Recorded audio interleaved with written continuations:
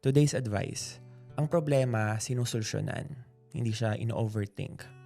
Yes, parte ng paghahanap ng solusyon sa isang problema ay yung pag-iisip. Pag-iisip kung ano yung mga dapat mong gawin, ano yung mga dapat mong tanggalin, ano yung mga dapat mong maramdaman.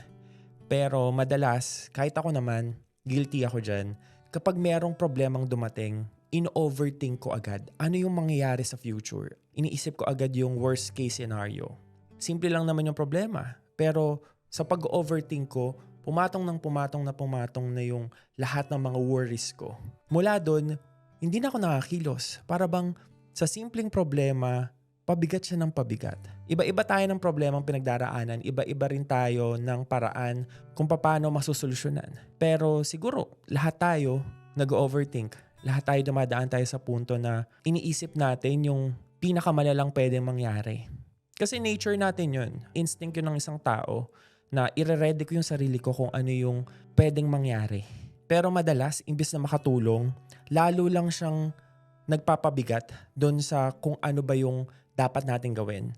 Na instead of susolusyonan natin isang bagay, ang ginagawa natin, nag-overthink lang tayo kasi ang effect nun, nawawalan tayo ng gana, na o-overwhelm tayo at napupuno tayo ng pag-aalala. Kaya na-stress tayo, kaya nakaramdam tayo ng sobrang pagka-down. Kaya natutunan ko na natural lang naman na mag-overthink tayo. Pero kailangan nating pigilan kung hanggang saan lang tayo mag-iisip. Instead na magpakalunod tayo sa pag-iisip, kumilos tayo. Solusyonan natin kahit paunti-unti, kahit hindi agad-agad. Ang importante, ginawan mo ng paraan.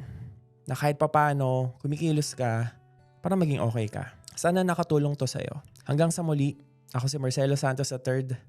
Mahalaga ka.